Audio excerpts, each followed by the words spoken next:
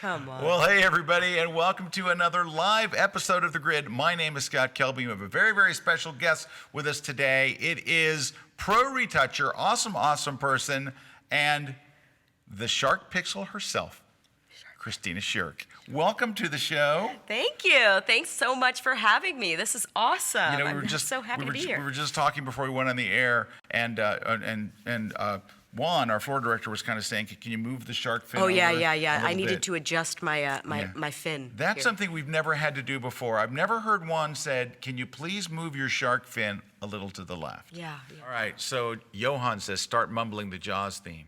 Da-na. Dun, dun, dun, dun, dun, dun, dun, dun, dun, dun, dun, dun.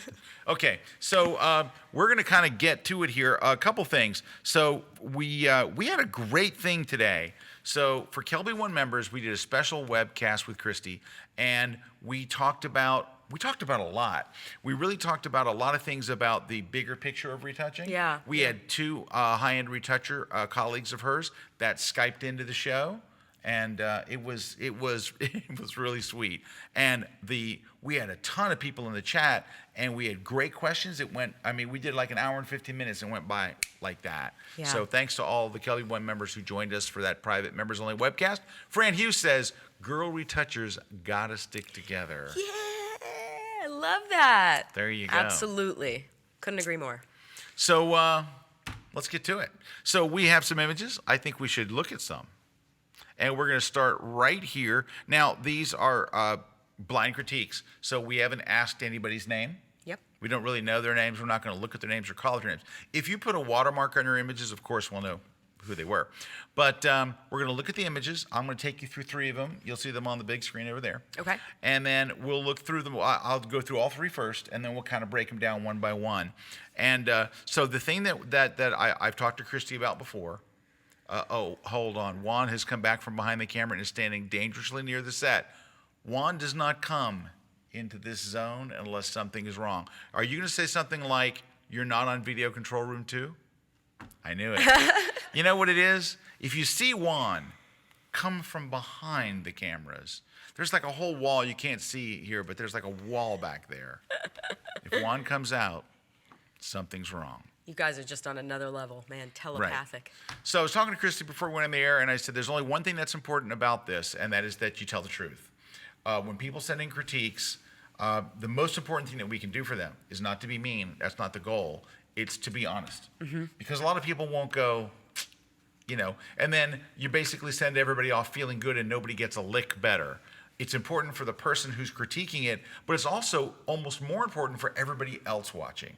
So the most important thing is that we just tell it like it is with kindness and love. And by that, I mean none. Okay, let's just take a look at the first three images that we see here. Okay. And if you want to, if it might be better because we're talking about retouching, if you look on my screen, no problem. So here's our first one. And number 2. And contestant number 3. Cool. So some interesting makeup on these last two. Yeah. So from retouching wise, where are we? I think we're off to a pretty decent start.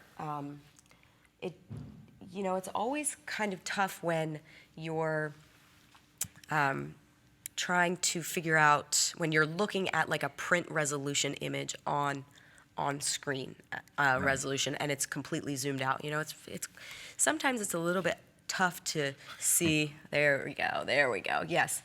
Okay, so excellent. I'm loving the detail that I'm seeing within the skin tone. That wasn't necessarily something that I could see while it was zoomed out.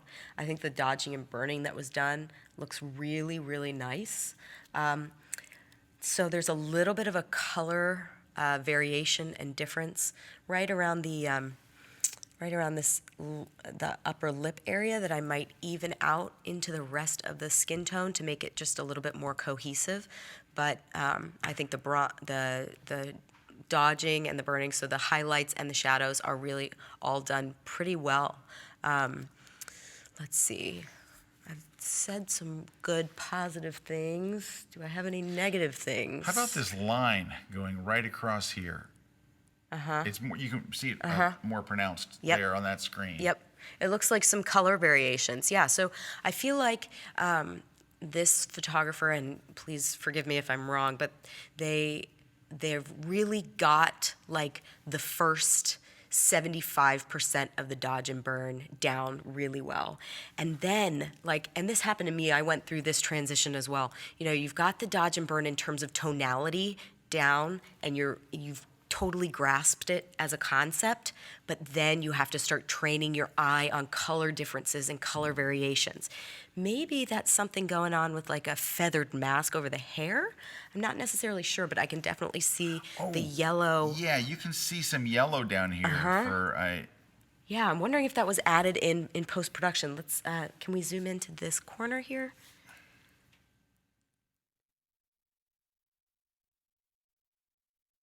It looks like a gradient straight across there. I don't know. But yeah, I'm not seeing any remnants of like masks necessarily if it was added after the fact. Yeah, no, actually maybe a little bit, right? Right around there. Right in here. Right on the outside of that. If it was added in post-production, it was a pretty good job. Yeah. A pretty good job, very detailed, that kind of masking stuff.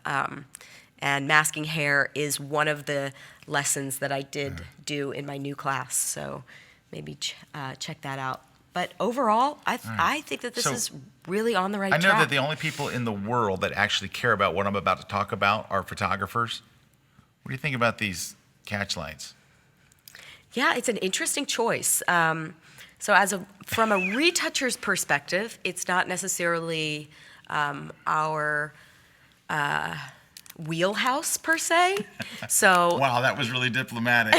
so you know, when it comes to a photographer, all we're really there to do is kind of facilitate the image that the photographer has, like in their brain, right? And just bringing it to fruition. Now, from a photography point of view, yeah, it could get a little bit distracting, for sure. Yeah, I think also, I think that is, well, it's an unusual pattern. And I don't think that like another photographer might admire it. I don't think the public could go, what's going on in her eyes? Someone that saw this large would be like, what is that? So I don't think that's a plus. I know a lot of photographers get hung up on this and that they are about, you know, oh, I use a particular beauty dish or I use a particular octa because I like the shape of the. Go ask your client what shape or what shape should the catch light be in a subject's eyes, and the first question is, what's a catch light? Right. And then they go, well, then you tell them, oh, it's that white reflection in their eyes. There's a white reflection in people's eyes. Yeah. So now I will say this: I think there is a photographic problem here in that the bottom of this picture. Can we still see this on screen? Is so bright. It's brighter than her face. Exactly. And so this would be something that, I'm just going to go to camera raw here real quick. I would grab the gradient filter, darken the exposure, and kind of pull it up like this. Because you're not supposed to be looking down there. This is about her face. Exactly. And so from just a photographic standpoint, and I think maybe you could pull out a little bit of, you know, I don't know, but lighting wise, but you know what? That's not the big lighting problem. So I want to let you talk about the retouching. I'll talk about the lighting. It's this thing. This is lighting wise. This is lit like you would light a football player, because it's underlit. And what underlit does is if you want to take a football player, make them look really menacing, get more light from the bottom. And so I'll let you go into the retouching, but the lighting here.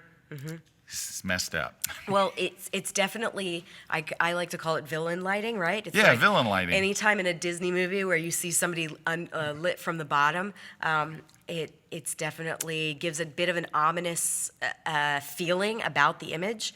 And if that was the intent of the photographer, then he succeeded. But yeah, one big problem. She's good. No, I'm gonna get a little bit more educational here. The problem is that the whole eye area from above isn't lit; it's in shadow, and because of that, it very easily you'll lose the the meaning of the photograph, like the intent of the photograph. It's always to connect with your viewer, especially if it's an image like this where you have to really connect with her. I feel like because her eyes are in such shadow that it's hard to do that. Now, if he were to have just pulled the light a little bit closer to him and less directionally vertical above her, then he would be getting so perfectly close to that butterfly lighting, and then just going down just a little bit on the whatever the fill light is that we see in the bottom of her eyes. Yeah, that so it catch light. looks like some kind of a big softbox there, but you can't even see the catch light from the Exactly. front light. That means it's too far over her head, going directly All down. right. So retouching wise, besides, I mean, obviously those shadows are causing just a general problem, but those are problems caused by lighting. How's the skin look? Zoom in just a little bit more. There's good texture there. There's definitely good texture there. See how he was able to isolate all those hairs kind of in the skin on that cheek? Oh, No, right actually, yeah, right on the purple area. That you're definitely in the right direction in terms of being able to protect the skin texture while playing around with the skin tone. But what I would really like to see is, if you zoom out for me, there are two kind of problem areas that I look at a little bit. After we talk about the first problem, which is a bit of a lighting tweak. Okay, so right down here we've got the dark circles of the model. Now that is something that I would have loved to have seen diminished by using the dodge and burn method. So it seems like he's definitely grasped frequency separation, and he or she, I'm sorry, Right, excuse could be me, either one. Has definitely grasped that, and I think that they're on a great start. But when it comes to dodging and burning and just bringing up that orbital area on an image like this, It's an orbital area, by the way. Yeah, that's Just want to point that definitely out. not Orbital. the- That is an orbital area. That is weird stuff. I did not know that. I don't even know if that's the right word, but I'm just seeing not only I liked it. a little bit of a variance in color, but also in tonality. So we do have a little bit of a darker tone right under those eyes, and if you brighten up the tone, and then right under this eye especially, I see a yellow tinge right in that under eye area. So going in and basically just working on that. Secondly, that would also fix that shot. And then lastly, I don't know why, but I'm always a stickler for getting rid of veins out of the whites of someone's eyes. Yeah, there's a lot of veins in there. Yeah. It looks like a road map. I think that the whites of somebody's eyes are definitely a road map. Yeah, it does look like a map. The whites of somebody's eyes are one of those telltale signs if somebody has gone over and done over retouching. Right, they leave it at 100% opacity, It's and it's super like, bright, It's like yeah. alien kind of thing. Exactly. Right. And so what that actually does is it works against you when you're retouching an image, because what you want to do, and there's a lesson on this on dodging and burning features in my skin class where I talk about dodging and burning eye whites only, like eye whites and lips and eyes, and just pulling out that three-dimensional illusion of the features of your model. And so what I try to tell people is, don't necessarily brighten the eye white completely from the inner area near the iris all the way out to the corner. What I want to still see is I want to see smooth eye whites, but I still want to feel like I'm looking at something that's round at the end of the day. Right. Right? Not So, flat. Yeah, exactly. So by brightening up those corners way too much, what you're basically doing is you're taking a round object and you're basically giving the illusion that it's flat because you're brightening the sides that should be faded. Right. So overall, I think that there are some areas to improve on, but definitely on the right track. I love the skin texture. All right, what about this crazy hair over here? Oh, yeah. Got to go? Yeah, probably. But I would definitely get rid of that hair. But if you go down to underneath the nose, there are lines there around the nasolabial folds. Ooh, the Ding, ding, nasal. ding. Ding, ding, 5 points. Vocab word. Nasal labia, was it? Nasolabial folds. Labial. Yeah, Labial. nasolabial folds. Don't. Yeah, that could Jen, stop. it could be interpreted as a very different Anyway, we're going to move on. We're moving on. Yes, we are. Let's go look at another picture quickly. Yeah. But the fact that you got to use words like that is very, Right. it's very I like impressive. that the line Orbital. is still there. I'm still going to try to find a way to use orbital later. And then here's the last one of the image of the set here. And let's just open it a little larger so you can see. There's that catch light again. Crazy catch light is there. Yeah. So I love anything with gold leaf. I think it's super fun. I've never really played around with it too much myself, but I love it. This is actually a Hershey's Kisses wrapper, like torn up by the cat. Yeah. I think that we're looking pretty good. There's a bit of whenever you're doing beauty images like this, and I'm so excited that we're starting with this topic, and I've made this mistake personally before, so I don't want you guys to feel like I'm coming from a place of thou shalt not, or you're doing this wrong, because we're all constantly learning, and that's what makes us get better and better. There's something about really keeping a lot of depth of field when you're doing images like this, because we do see skin texture right up here, but as the image falls off, you're a little bit out of focus there on. Yeah, let's back off a little so you can see. On the left side, Yeah. Over here too, yeah. her camera right left, there. her camera left eye is slightly out of focus. And if you're gonna be doing an image like this that's so incredible and so striking, you almost want to just see every bit of detail out of this shot. So this was like an f2.8 or an f1.8, like an f2, f1.8, where it could have been like an f11, nice sharp front to back kind of. That's a great point to make about this. There's also a piercing hole on her earlobe right there. Not the piercing hole. That's usually something that I get rid of, but it's just Yeah. a personal preference, just something to point out. The ears are a little bit red as well. There's a little bit of a red tonality to them. Right in there. But I'm not sure if that was intentional by the photographer, because if you zoom out all the way, you could see that there was definitely some red painted, some red makeup streaks down there as well. And they left the, come on, give me the word, No, I like that. the something cortex, the... Oh, I don't know. Yeah, no, I don't know. The thing, I'm at a loss. Whoa. Okay, I don't want to say it. Okay, all right, so overall, we're kind of in the ballpark? Yeah, we've got some. All right, good. Some good starting points. All right. Okay. All right. Hey, let's go grab some comments here. So, Jock's Photo says it's an I-10 interstate IMAP. That's not really a question. That's just kind of a comment. Good to see you, Jock. Sean Robertson, who was my guest blogger last week, did an excellent guest blog. She is a beauty and fashion photographer from the UK. Obsessed with her work. She's great. She's very good. And so she has a super good blog post, and we're happy to see her. And she says, it's so cool to see you tonight. Okay, it's not night. The whole world isn't on UK time, Sean. It's 4:23 in the afternoon. Okay. But anyway, good to see you, Sean. Richard Dirkshire says, hi, Scott, I have a new Kelby One membership and love kelby1.com. Thank you, Richard. Wife asks, who is going to pay for the gear I now want after watching some of the classes? So here's the thing, Richard. You have to live the dream. And the dream is to make enough money from your photography to pay for your photography. So what you have to do is don't just watch tutorial classes. Go watch the business classes. Go watch how to make a living, and that will make a big difference. Raging Badger wants to know, Christy, what's the longest time you've spent retouching one photo? Oh, man. Oy. I've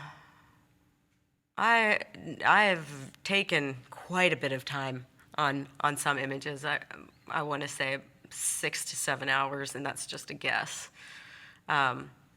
Yeah, I'm not really sure. I get into the skin retouching, and it just zens me out, and then all of a sudden. But one doesn't stand out. Like, oh, there was that one that was 33 hours, and there was no like crazy one that you just, oh God, I'll never forget. Oh, there was one that brought me to tears. Yeah, I'll tell you. Well, that's over beers. Yes. All right. So Fran Hughes says, Christy, I've been retouching for 4 years professionally for various UK brands. but I really want to get into fashion retouching. Do you have any tips for breaking into high fashion retouching? I would suggest she reach out to Mandy Strong, the retoucher that we had on earlier during Yeah. our class. She's an excellent retoucher, and she is also doing, she does some work for Express. So she may be able to tell you some of her tips on how she got the clients that she got. I'm not really sure. I don't have those types of clients. We got to talk to Mandy and see if she'll do a guest blog or something. Maybe she'll do the Maybe. business side Breaking of it, into right? the business of Right. fashion retouching. And Richard's back. He says, do you ever retouch an image in only one program? Or is it always multiple ones, like you start in Lightroom, go to Photoshop? You probably don't use Lightroom, do you? No, I do. Do yeah. you? There are certain things that you can do, in Lightroom that aren't necessarily as easy to do That's true. in Photoshop. And I also have a big group of portrait retouching brushes for Lightroom, adjustment brushes for Lightroom, which is awesome. And I love playing with those brushes. Really? Yeah. There's 97 brushes. Dear Lord. Johan, Christy, what for you is the difference between retouching a male and female? Good question. I think that, I always keep daydreaming or thinking about, like, oh gosh, was it Michelangelo that created David? This Yes. sculpture of yes. David? One of the Turtles, yes. Yes. Michelangelo. I like the shaping of the shell in the back. Oh, it's all about shell. So what I was going to say is, I think that his background was actually in autopsy. He would actually go in, and this is back, like, I don't even know what century it was, but he would go and deconstruct the human body layer by layer to see why it looks on the outside the way that it does, right? And this is probably not answering his question exactly, but there are certain things that you want to highlight on women's faces and their bone structure, and there are also certain things that you want to highlight on a man's bone structure, right? So you would think about maybe strengthening the jaw a little bit, or I don't know, another one. Let's see. Just really pulling out the detail in the skin. That would be one thing that you would really want to work on for men. But what I would do if I were you is I would suggest researching the psychological background behind what makes a man's face or features more flattering towards the human eye. And that's where I would start. So Yeah, if you want a good example of what makes the male face look, flattering to the human eye, look right here. I love it. There we go. That's pretty much it. I just had to laugh a moment ago while you were talking. I'm sorry. Hybrid Peter, who's a friend of ours from the UK. We're very big in the UK, by the way. My biggest fear is that if I die, my wife will sell my camera gear for what I told her I paid for it. All right, Richard Dukeshire. He says no one ever gets my last name right, so you have to phonetically tell us. But I'm going to take a stab at it. Is it Richard Dukeshire? Come on, what else could it be? It's not. It's either Dukeshire or Dukeshire. Duke's higher. Dukeshire. I don't know. You got to phonetically spell for it. That doesn't mean I'll get it right, but it would help. Okay, let's look at another one, then we're going to take a break. Let's go ahead and look. And we unfortunately, we can't spend as long on this one. Now, some of the people that have submitted stuff, that was good to start off with a beauty image. Some of the other ones that we're going to look at are going to be easier and quicker because they're very just, Long way to go. Here we go. No, not that they're bad, but I'm just like, I want to open these in a different program so we'll see them bigger in a moment. Oh, that's interesting. Look at, I'm gonna go after these people with the crazy cash lights. All right, let's open these up so we can get them larger here. Oh, I need to open them all up. Hold on. Let's do this. Now we can see them a little bit larger. All right, so where are we at here? Overall, just looking at all five, do you have any global comment? I'd like to take a look at that crazy catch light in the next two, but for this one, I think that it looks good. I think as a photographer,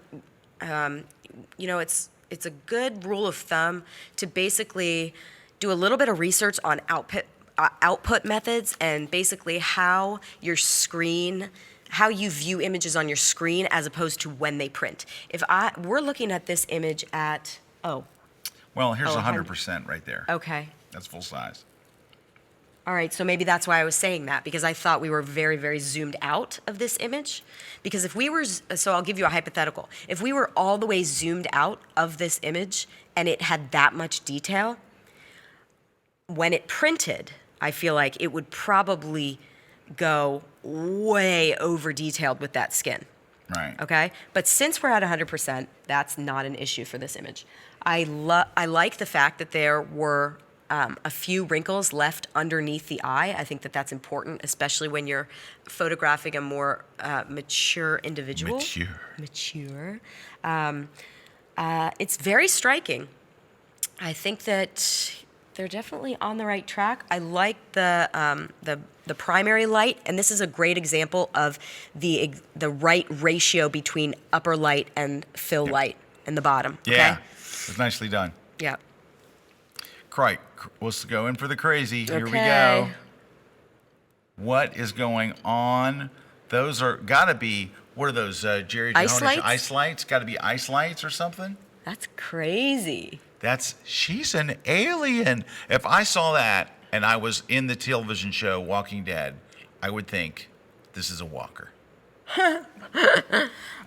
Yeah, so I like it again with the eye whites. I would have probably taken it a little bit more just because it's such a striking image. You might want to clean up those eye whites slightly. Do we? Oh yeah, that's a little funky in there, right? Uh-huh. It's not exactly a road map. It's more surface of the moon. Yep.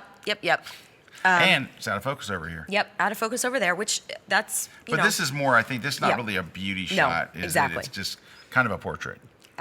So the first thing that there's two things that I'd like to kind of touch on. The first is going to be that the contouring, the dodging, I'm not necessarily sure if it's the makeup or if it's the dodging and burning that was done after the fact. On the nose, on the bridge of the nose itself, looks a bit extreme, right? So we want to just be blown away by her eyes. And there's definite potential there in that image to be blown away by her eyes as it is. But something keeps distracting me to that nose, right? I think it's because it's so harshly contoured. So if I got a raw image like this from the client, unless I was specifically told not to touch that, it's definitely something that I would smooth out. I would go in and on the sides, I would dodge those sides to make them a little bit more, a little bit brighter, and then I'd just burn down the bridge of the nose, which is actually the opposite of what you usually do with an image like this. The second thing that I'd like to touch on is just this area down here. I would love for it to be a little bit more cleaned up. Yeah, it's kind of messy, right? In terms of the stray hairs there. If you'd like to, there's a lesson on getting rid of stray hairs like that in my hair class that I have coming up. Yeah. She just recorded a couple of classes for us. So for those of you who are Kelby One members, of course, go watch her skin class because, that's kind of the holy grail of retouching. But she was here this week doing a class on retouching hair, which is huge because a lot of us is hair. Yeah, and it's one of those elusive things that just drives us nuts. This picture's more hair than it is person. Yeah. So that's important. And then you also did another one, kind of classic retouching mistakes. What is it called? Yeah, the top 10 mistakes every beginner photographer makes. Yeah. And how to fix them in Photoshop. So, but I don't only give you a fix in Photoshop. In a lot of the lessons, I'll tell you, this is how to fix that problem in camera next time so that you don't have to fix it in Photoshop. But for right now, if this is a paying client and you brought these images into Photoshop and you go, oh, shnikes, Shnikes. Yep, that's a new one.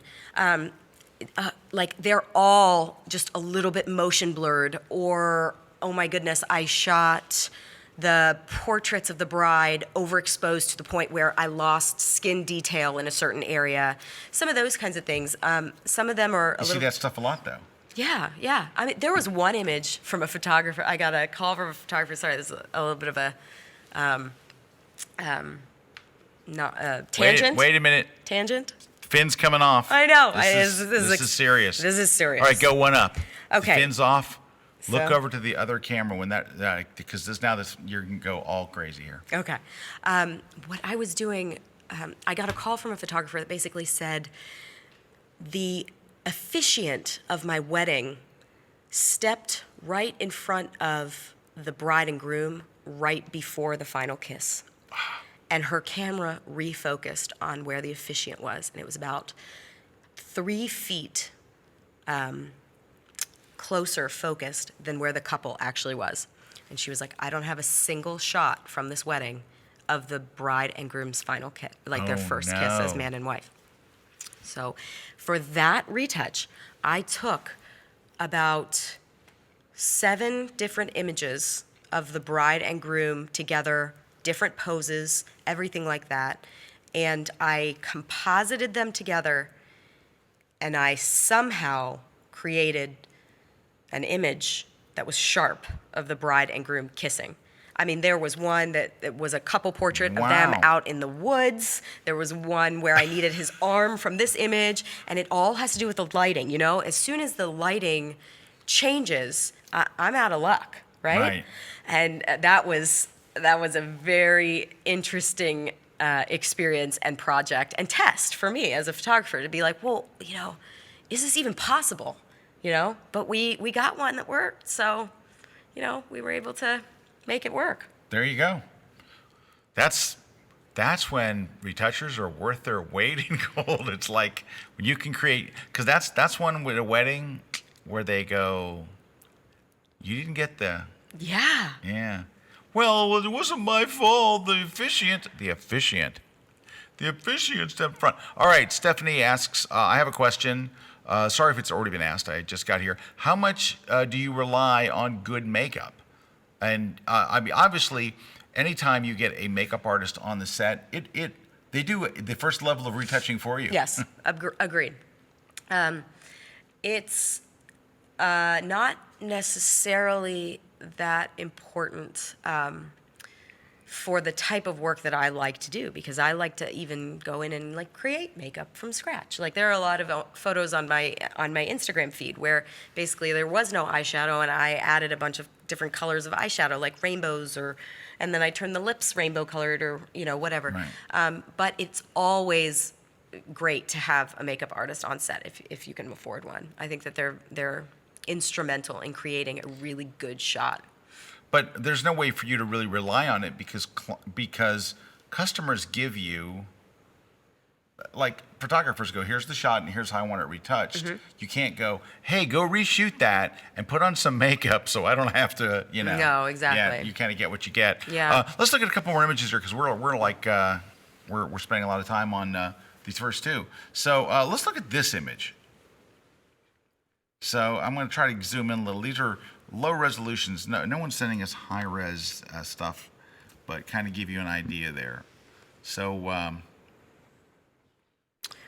That looks pretty good. And just as we were speaking about previously in our members only webcast, you know, they have left a little bit of that the neckline right there in the bottom. like there. Yep. I think that it's getting dangerously close to the same problem we had before, where the primary light is a little bit too far, kind of directly down above her. Right. Now, if that were a look that they were going for, then that's good. I would probably, under this eye, there's a bit of a harsh line under the eye there. Right there. Yeah, a harsh shadow, which I would probably soften a little bit more. I like the illusion of the shadow under that eye. I think it's a little bit more natural. The harsher one is just a little bit distracting, right? Let's see, what else?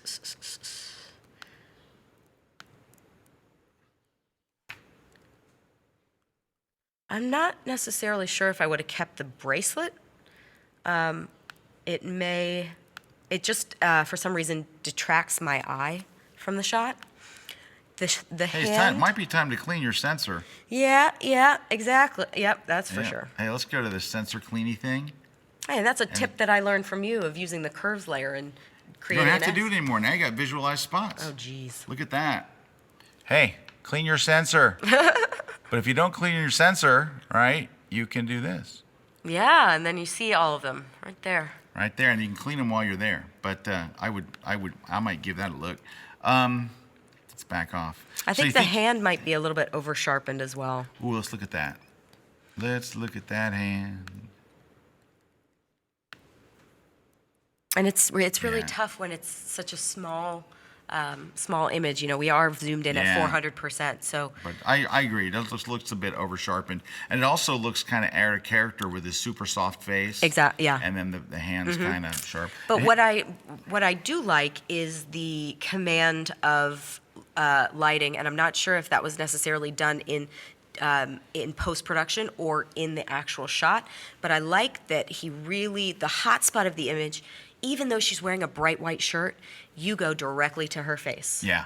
So that's exactly what you were mentioning before, right? Yep. So bravo on that. That's pretty cool. And here's the last one, the same person. And we can actually go up a little bit. There's 100%. Yeah, I like this. Yeah, this is Eyes great. look okay.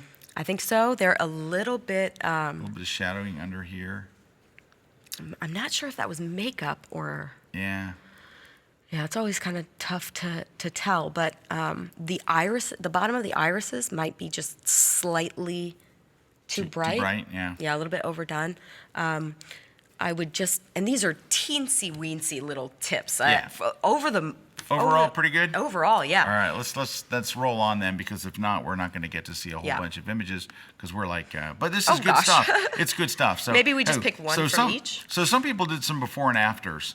So that's kind of helpful. Let's see what we have here in the before and after realm. So that I can't. Okay, All right, great. that's the before and after. And here's the before and after Okay. and before, after, and before and after. Well, you can see it pretty good. This is a pretty good Yeah, one. You that's can kinda nice. see. That's nice. I like the way that the irises were lightened, so that you can now see the catch light. There's so much more detail Right. in the irises in the after. One thing that I think has been over brightened just a tad is going to be that camera left eye's eye white. Oh, right over here. Yeah, because it's pulling my eye away, right? Yeah, and it's a little shady on this side, right? So Exactly. So it should have a natural fall off. Right. You see almost, if there's an eye white that's a little bit too bright, it almost looks like one of your subject's eyes is actually pointing in a different direction than the other eye, right? Yeah, And that's then the something. eyes don't line up, because if you look at it kind of even further on that screen as well, you can see how the camera left eye almost looks like it's not lining up with the camera right eye, right? Even though it probably is, Yeah. but it's just that really bright. And you can see the close-up before and after here. Uh-huh. Yep. Looks like they did some work on the hair there too. Yeah, just liquefying it out, maybe just a little bit to make it a little bit more voluminous. Voluminous. Okay, there we go. All right. Hey, while we're waiting here, it's Dukeshire. Dukeshire. He goes, wrong name, no worries. Still love the Grit and Kelby One staff. Thank you, Richard. All right. So overall, how's this person's doing? Okay. Yeah. Pretty good. All right. Let's look number 4. These are more just kind of regular, casual snapshot. Not snapshot, just portraits instead of like beauty or whatever. Oh, that's nice. Nice and natural. So this is interesting. I'm intrigued as to the decision process to include this shot, right, for this kind of thing. I don't necessarily see very often images that are shot with on-camera flash, right? Yeah, you see that dot straight in the middle of her eye. Yeah, she is directly looking right Yeah. into that And flash. it looks like it must be, they're trying to use fill flash, I think, probably, you know. She's backlit, and they think, well, I'll pop a little fill flash in there, but There are some. she's intrigued by your putting a fill flash shot in there. Yeah. What is this on-camera Why, flash? what are you doing? So if you can see under her eyes, right here, you can see that there's a shadow here, and there's a bright highlight down here on the bottom part of this face right here. And so this is another really good example of where your underlight is a little bit too bright, too strong. I wouldn't be surprised if they're using a reflector. I right? think it's Some the kind sand. Oh, it could be the sand. You're right. Because could it's be got the a sand. yellow No. hue. Yeah, or a gold reflector. But yeah. Oh, yes, could be a gold reflector. Yeah, could be the sand though. I think that's maybe. And then maybe the it. top portion of her face, her forehead and her upper cheeks are very red. Okay, so that's something that as a retoucher drives me nuts whenever I see color variation that's created, and you can tell that it's color cast from the surrounding shot. If I ever photograph anybody on like near any bright green grass, you're immediately getting that. You pick up all that. And it bounces that light right back at their face, and it's tough. It's really tough to get rid of. That looks nice. There's that hot spot on her nose is a bit distracting. Yeah, to me. there's some lighting issues with the lighting kind of coming over here. Yeah, So, and that's not good. Yeah. But that's not a really retouching thing. This is a great shot though. Yeah, well, this is an example of, not I'm trying to taking be your tough, retouching. I'm trying to be tough, and I'm trying to be funny, I'm trying to be cute, and he's trying to be cute. I don't know where he's kind of in the middle. Yeah. This was a cute shot though, really cute. That's nice. Yeah. That's so, nice. That's nice. So if I were to take this shot and do something with it, I would probably, the two sides of this image are so incredibly bright that it just totally takes your eye away from the most important part of this image. And so if this were something that I would be retouching or toning even, I mean, it's not necessarily retouching at all, I would really be brightening this area of the happy couple, and then also really including some detail of the cross and the clouds on the window behind it, and maybe the name of the church. That's the kind of stuff that that's where I want your eye to go. That's the subject of the image. And what's unfortunate is that your eye just gets really distracted by having those super bright sides. You can just crop this a lot and do yourself a favor. So if you want to keep the the name of the church and a little bit of just get rid of some of that stuff that's so exactly distract. Because I tried to burn it down a little bit, and it's not awesome. It's just a much more compelling image. You still get that they're in front of the church, and without all the distractions. It needs a little work, but kind of gets you. Hey, we're going to take a short break. I got the break time sign up there. So we're going to take a short break. We have a couple more images to look at, and we're going to take a short break. And breaking is what we do at this point when it's time to take a break. So look at this. We've decided we're going to start a drinking game for the grid. Every time Scott sings, we drink. We also incorporate a photography pub quiz. All right, we'll be right back. Don't go away. Cheers. Cheers, everybody. Drink up. Hey, I'm Rich Salmon. Thank you so much for joining me for my class here on Kelby One, how to turn your home into a professional studio. How cool is that? And you don't have to spend a fortune. I hope you learn a lot, and I hope you have a lot of fun, because I feel if you're not having fun, you're really doing something wrong. So I really hope you join me for my brand new class only on kelby1.com.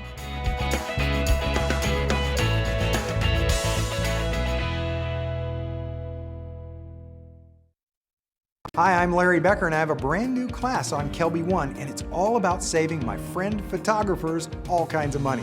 It's a way to look at gear differently. If there's a certain piece of gear like a reflector, maybe there's a less expensive way to get a hold of that. I talk about V-flats, I talk about making your own gear, I talk about lightweight and travel gear, keeping your gear safe. No matter what it is in photography, if it's about saving money, you'll learn it in this class, and it's exclusively on kelby1.com.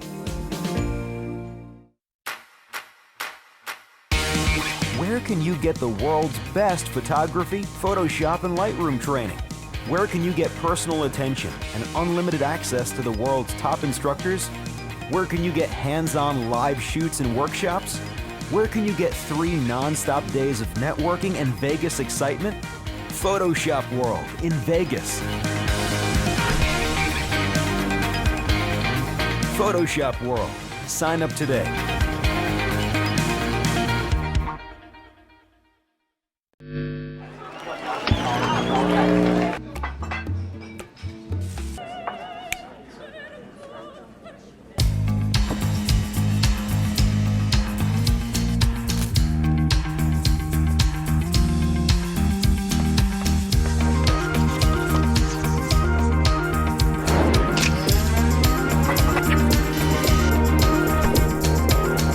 Create your own space at squarespace.com. We are back. Scott Kelby here with Kristina Sherk. We are doing our first ever blind photo retouch critiques, and we're well on our way. Hey, just want to mention, you're going to be teaching at Photoshop World. Yes. Photoshop I'm so World. excited. We just saw the ad. You're going to be there. Drink up, everybody. And that's this July. So come and join us. It's going to be fun. We're doing a lot of really cool stuff. We have a number of new instructors. We have some, of course, of your very favorites will be there. And just come. And you know what? Hybrid Peter, who's watching, he's coming all the way from the UK. Nice. Dave Clayton's coming. He's teaching. Yeah. Yeah. And so hope that you will be able to come and join us. Go to photoshopworld.com, get all the details. Now, tomorrow is new class day, Kelby 1. Every Thursday, we release a new class whether we want to or not. So what is our class for tomorrow, Jen? Our class is Moose's landscape class, and it's actually out right now. Ooh. Oh, okay. So while tomorrow is officially new class day, apparently we've already pushed the class live. So it's Moose Peterson doing landscape photography, for which Moose is very, very famous for. It's kind of where he built most of his career. And go watch it. Landscape photography with Moose Peterson. Do you know what the actual name of the class is? Is it landscape photography with Moose Peterson?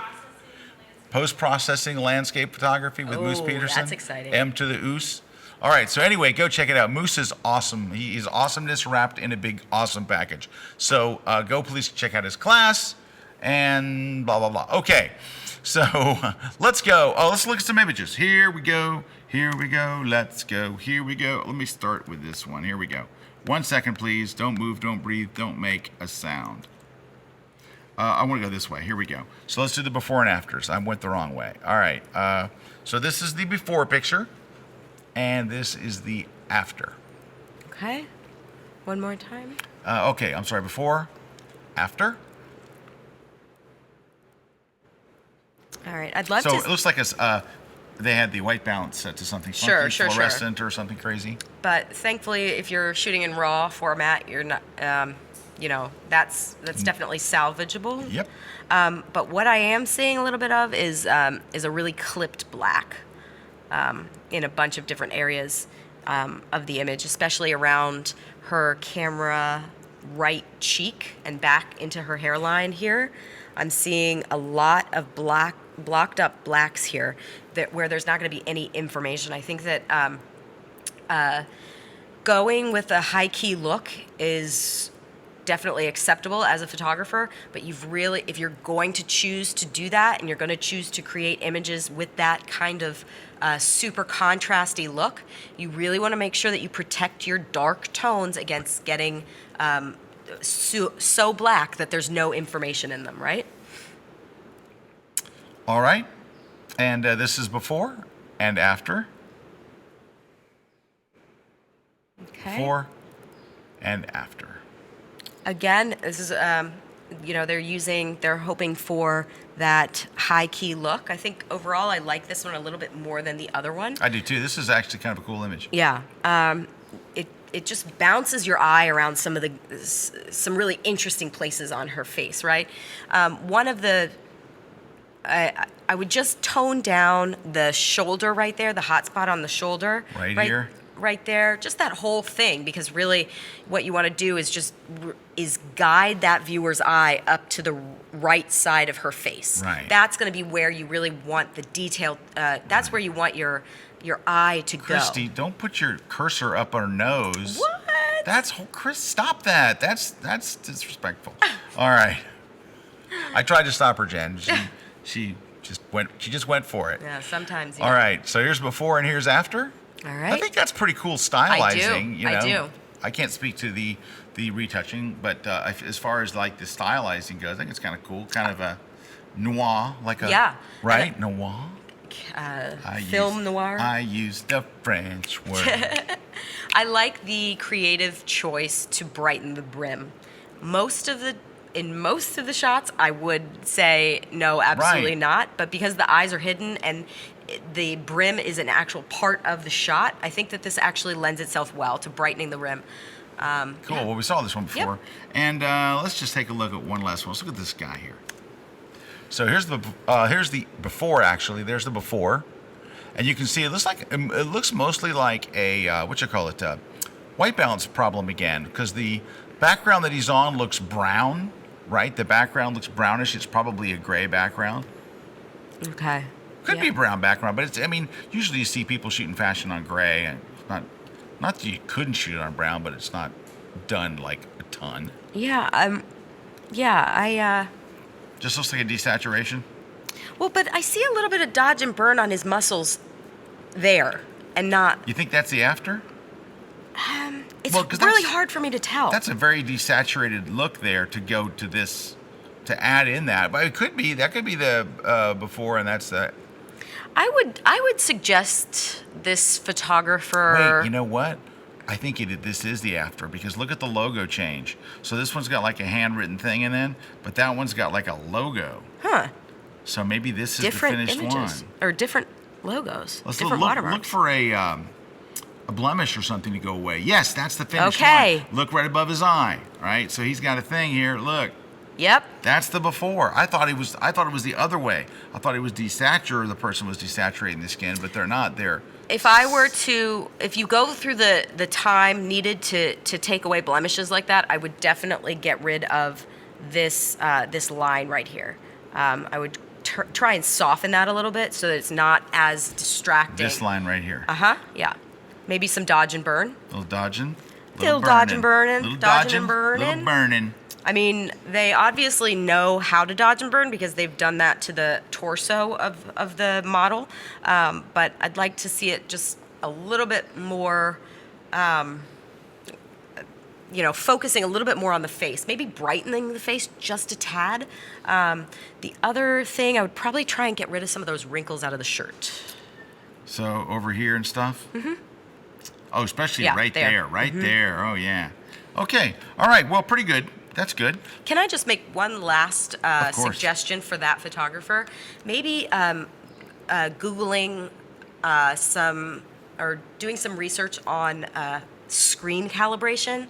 The images that we've seen here, the color images, while we love the black and whites, the color images here are tending to look a little bit too warm and oversaturated in those skin tones. So That's why I thought the afters were the final ones. Hey, the comment went away.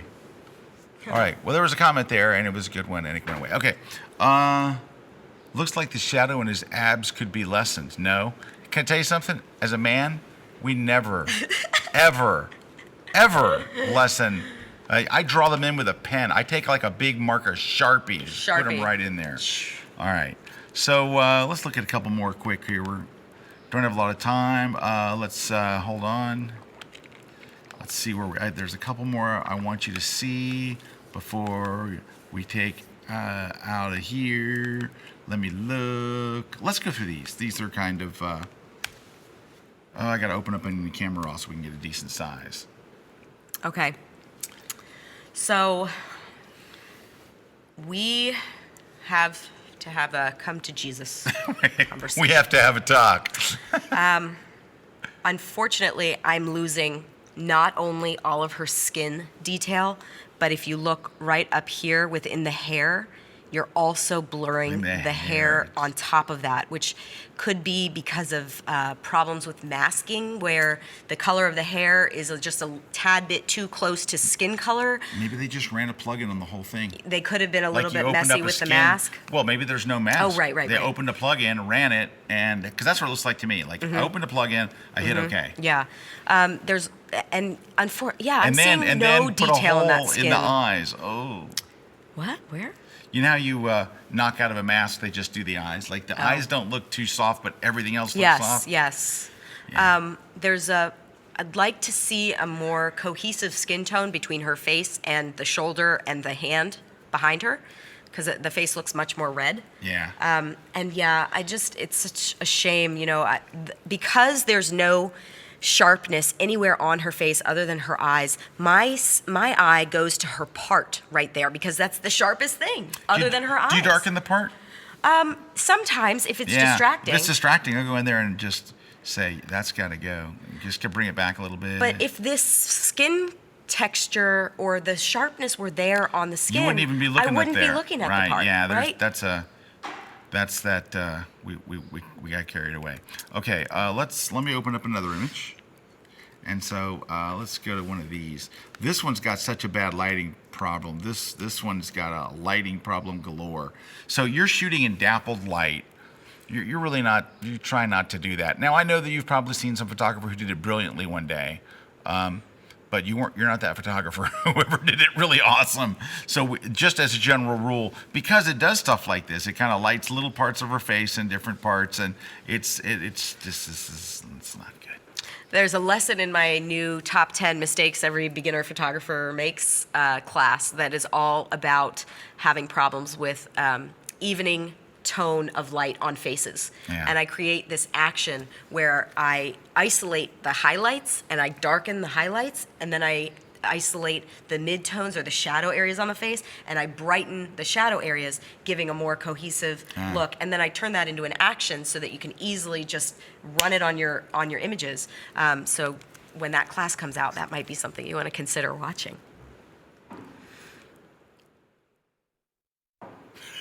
Christy's like leaning in, like, what's going on here? It's so tough for me to make decisions on this or critique on this because I'm looking at it at 244%. Yeah, these are very small. So some of the critiques that I may give you are just because there just isn't that much information in the shot, right? And I'm looking at pixels instead. Right. It's a 3 megapixel file. If I look at this shot right here, this looks the sharpest to me, and right here looks the Right. sharpest to me, not her face. So I'm not necessarily sure why.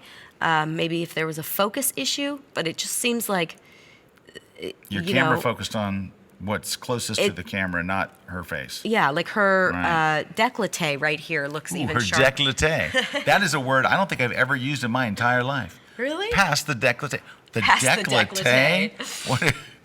Seriously, décolleté. I've never ever used that word. It's What- this area, right? That's the décolleté? Yeah. See, Under the can I neck. tell you something? While everybody else is in school learning décolleté, I was playing rock and roll. And that has caused Nice. a lot of, damage just in general, in my brain. But décolleté, the décolleté, I was playing a gig. Yep, that day in Because school. you know they covered décolleté. Décolleté, I kid you not. I've gotten to this age and I've never said décolleté. I'm just really amazed. Okay, this is a better size. This is a better size All right, image. yeah, we can go up a little bit too. We can get to 100%. There's Yeah. 100%. Okay, look, so not necessarily bad on the skin smoothing at all. And if this is coming as the same submission It is. as the first photo that we saw, this is incredible, leaps and bounds better Yes. than the first shot that we saw. But you know what? Sometimes when you're doing skin retouching, it may be because they felt like the other person had a lot of skin issues, so they softened the heck out of it. This Sure. person may not have had skin issues. This Right. person may Right. basically, you've removed the blemishes, and they're like, their skin's pretty good. It's Mm-hmm. like, so it's a lot of times I think when people over sharpen, it's when they think, their skin is, they've got skin issues. So Yeah. I'm not over sharp. Over soften. Over soften, yeah. Hey, Richard. Richard has a comment here. And by the way, anybody that has a comment like this will always be read. He wrote, "If anyone on here isn't signed up for Kelby One, you need to. It's brilliant. I never knew what I was missing." Thank you, Richard, and we will always read things like that. Thank Now, you. Richard, if you haven't gone and watched Christy's class, you got to. And people were chiming in on our webcast that we did earlier today, just for members, and people were raving about it. And I knew people were raving about it before that cast because I see the comments. But she was getting big love for that class because means so much. it's the holy grail of retouching is you tackled the toughest thing first, but I think your follow-up classes on hair and other stuff is going to be awesome. And I was speaking at a trade show a couple of weeks ago, and I had a couple people come up to me that were Kelby One members, and they said, "We're so excited to see you at Photoshop World, but the really great thing is that I keep coming back to your class, and I keep watching it over and over and over again, and I learn something new every time, and I don't think I could have had a better compliment than that." That is. Yeah. All right, we're going to look at two more, and then we're going to wrap things up here. Okay, so let's take a look. Oh, I'm just a sucker for glitter. Me too. We're full of crazy Hey, comments is today. that glitter on her décolleté? Was it? Décolleté. Hey, that's glitter on her décolleté. There we go. Décolleté. Drink up. The camera left under eye is perfect. I don't think that it needs very much work at all. Over here on this pronounced That line. You don't like that line, do you? I don't like that line. I don't know why. No, it's okay. You're a retoucher. You don't have. I think it just distracts me from the focal point of the image, which So is you're your going eyes, to right? dodge that, lighten it. Yeah, so I would maybe burn this area just slightly, and then burn it down. Burn the highlight area, but then this area here I would dodge exactly, just to make that area less contrasted. So we're going to darken this and then slightly lighten that. Yep. And that is to ease the That contrasted obvious line, right. Contrasted line. Very good. Yeah. That's a good little tip. Secondly, I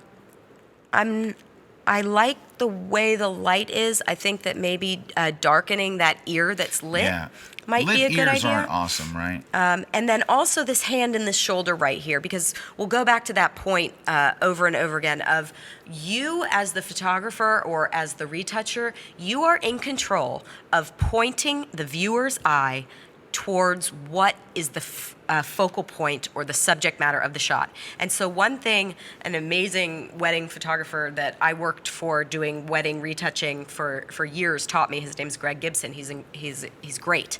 But he told me, he said, you're the storyteller as the retoucher or as whoever's doing the post-production.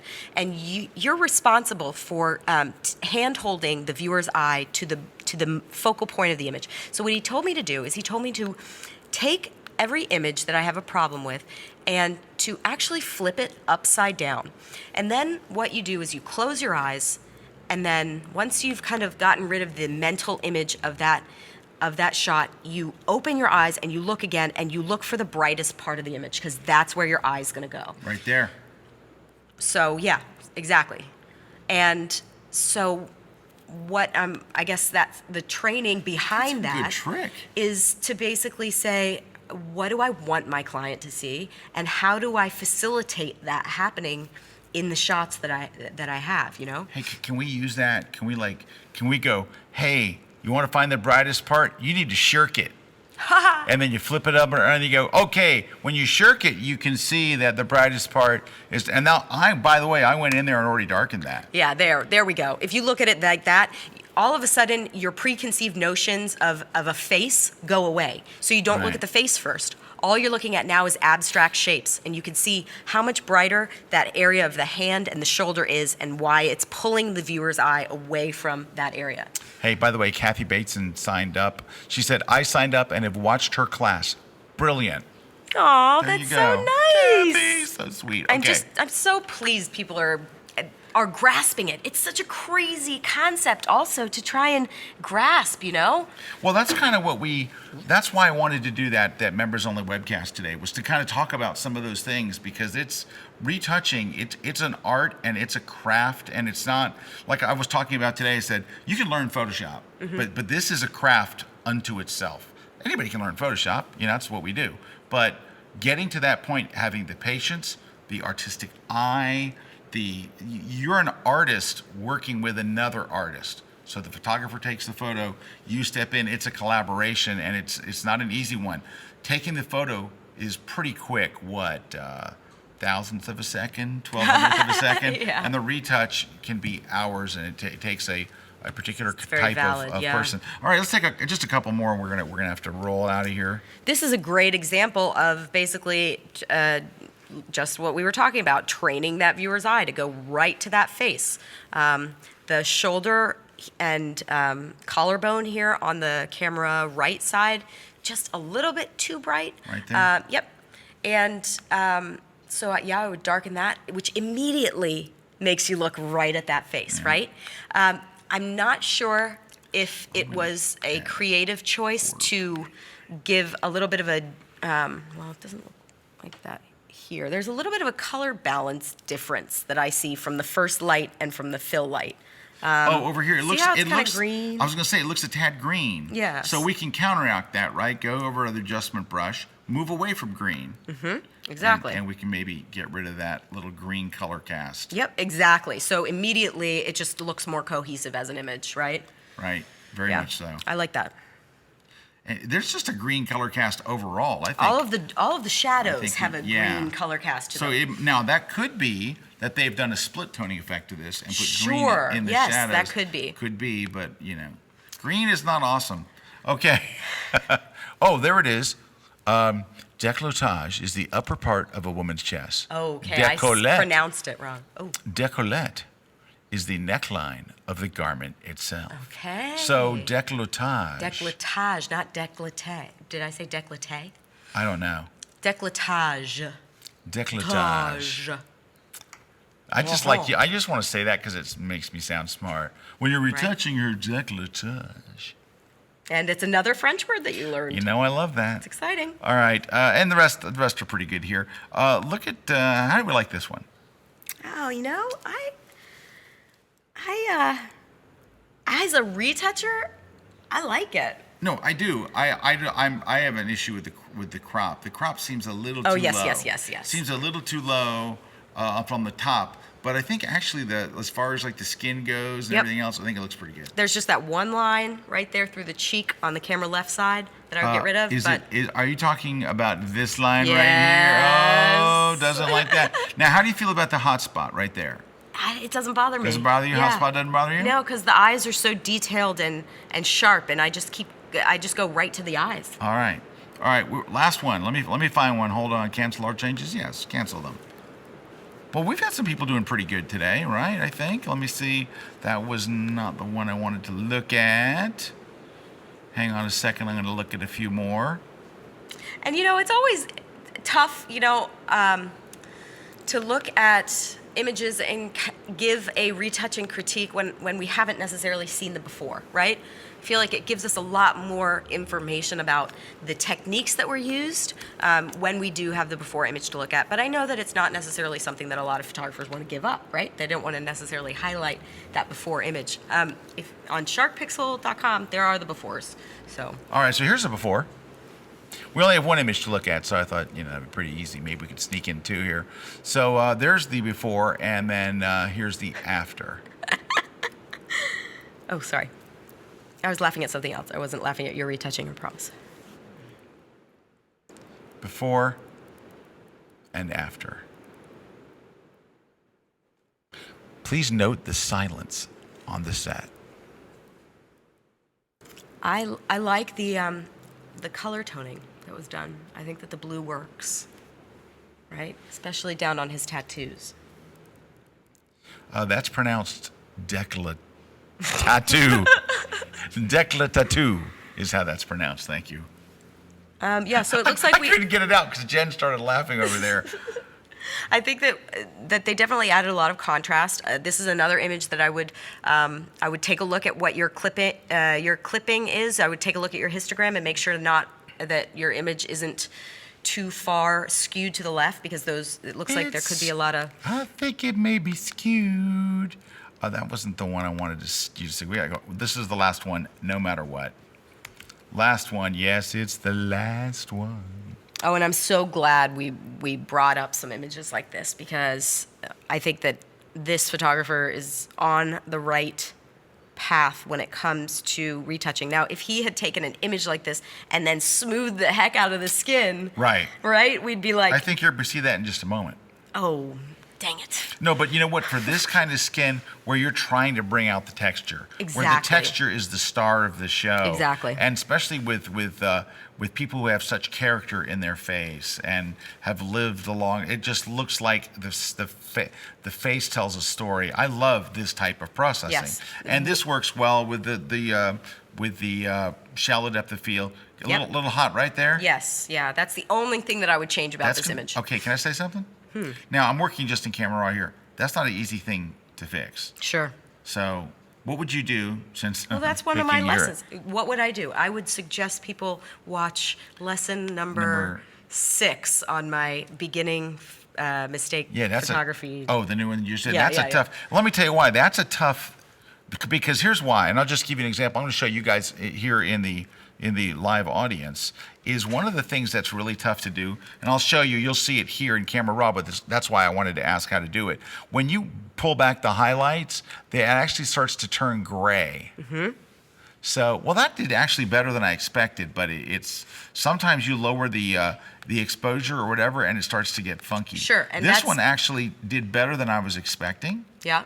By just lowering the heights. So in that case, I would do this. You don't want to trash the highlights in the whole image. No.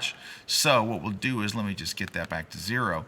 Let's go to the brush of love and pull down the highlights and paint over Just that area. just a, and then you're you seeing can, a color shift though, aren't you? Yep. So you could add a little bit more magenta and yellow into that area. Yeah, I was adding the gel. Yep, exactly. Hey, that turned out not really bad. So what I would do is, I'm getting better at this Photoshop. yeah.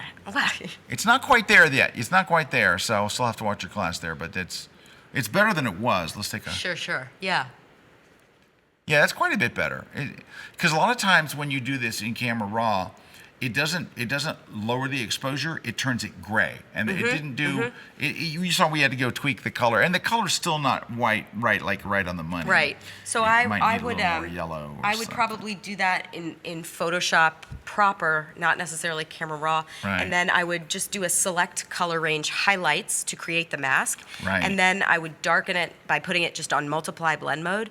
But then Multiply also works better than this. Yeah. It really does. because it's going to bring back some more of that saturation. Do you know, I wrote about that on Lightroom Killer Tips just a few weeks ago. I was showing where I was talking about sometimes you need to go to Photoshop, and I showed a picture, and it was I think it was a beauty headshot. Woman had her arm up, and I said, well, her arm's too bright. It's drawing your eye. Same thing we were talking about.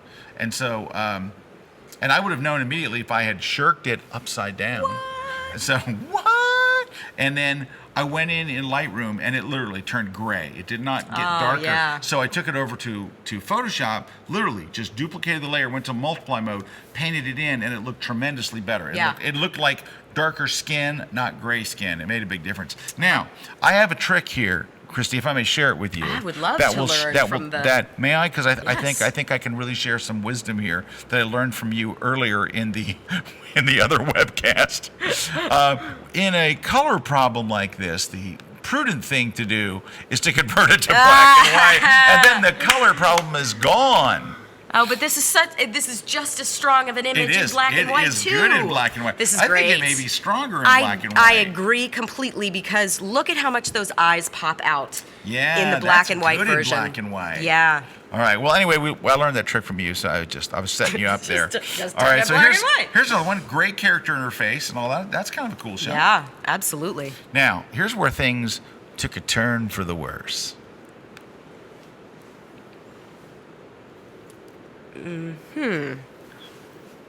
This is reminiscent, a level of skin softening that is reminiscent of one we saw just a few minutes ago.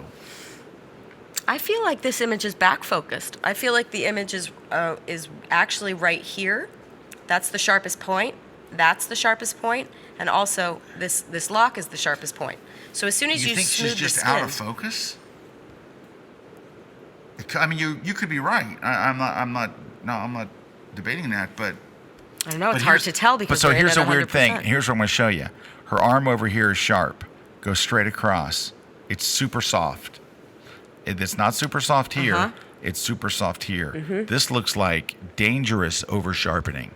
Over softening. Yeah. Over softening. Because look, that's got pretty good detail, and this should be on close to the same plane. Absolutely. That's her décolletage. Décolletage.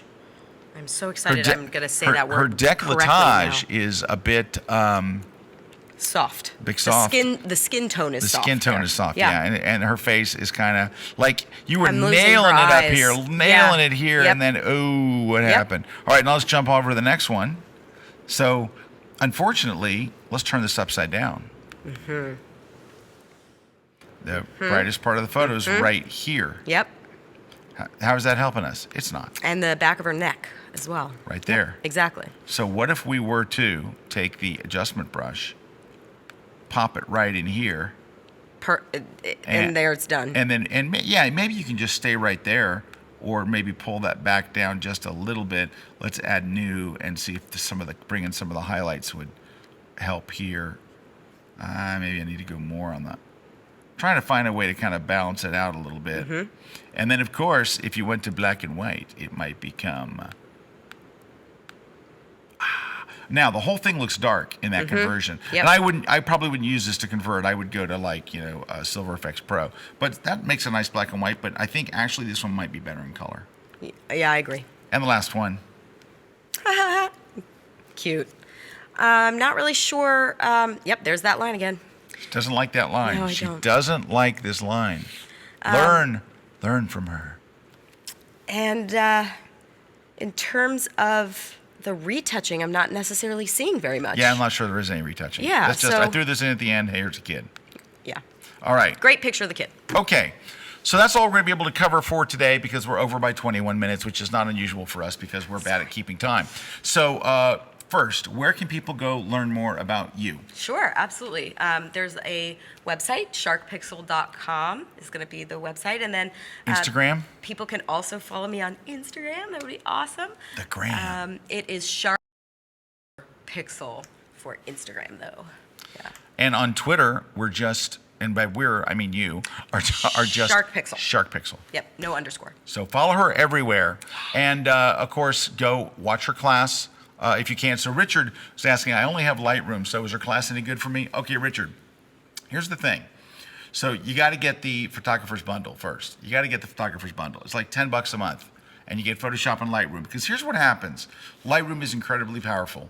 But you always come to this wall where you realize what I want to do Isn't possible. is impossible here. Yeah. And the more you get into retouching, if you're interested in retouching, and I think if you watch the grid today, probably Richard is interested in it, of course. you're going to hit that wall really quick with retouching. And especially because while Lightroom has a spot removal tool, it's for removing spots.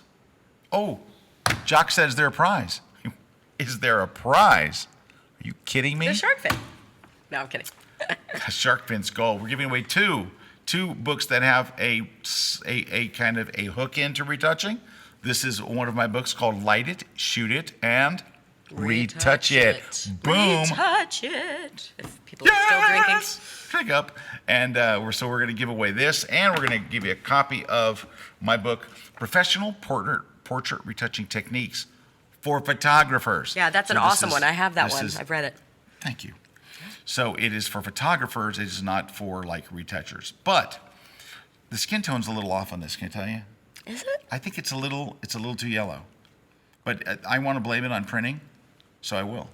Yes. That's totally. how I roll. It's a little too yellow, I think, in the skin tone. It was Okay. not originally like that. How do you enter a contest like this? Where does a person go to win fabulous books that would normally cost you thousands of dollars? You would go to, I'm hoping the website will come up. There it is, kelby1.com/webcast-contest. You're going to choose the grid as the show you're watching. Put in your name, your address, and choose which book you'd like to win, either Light It, Shoot It, Retouch It, or the retouching book, and just hit send. It will send it to us. We'll pick a winner. And if you look on Twitter, if you'll give me just a moment, because we do use this thing called Twitter, and I would like to show you, if I might, today over on Twitter is hold on a second. I did something bad. Twitter. Someone wrote, and by someone I mean one of our esteemed viewers, shared a picture right here of the book they just won from Rick Salmon, who was here like a week or so ago. They're like, eek, look what I just got dropped at my door. So excited, it pays to watch the grid live. So see, we actually do send these books out. Sometimes, not always, just depends on how we're feeling. Hey, Rich, thanks for the note to clean off the fingerprints. Do you have fingerprints on the back of here? Like you're totally Oh, right there. yeah. Thank you for that. I'll clean my computer as soon So as we what it we is close. when I came into the set, she had the biggest pastrami sandwich you have ever seen. She's wiping her face and she's getting it on stuff. It was everywhere. Yeah. That's not really what happened. All right. Seal Red? Am I pronouncing that right? What do you think, Jen? Hard to say. Seal Red, great grid today, and also the members only webcast. Thanks so much. Off to a shoot. Hope you have a great shoot. Hope you guys have a Cool. great week. We'll see you guys next week right here in the brig. Thanks to Christy. Yeah, absolutely. Thanks for having me. Can we do the Shark? Put it on for Oh, one yeah, last yeah. moment. Dun-dun. Dun, dun, dun, dun, dun, Dun-dun, dun, dun, dun-dun, dun, dun-dun, dun, dun, dun, dun, dun, dun, dun, dun, dun, dun. And then dramatic fade out from the jib. Dun, dun, dun, dun, dun, dun, dun, dun, dun, dun.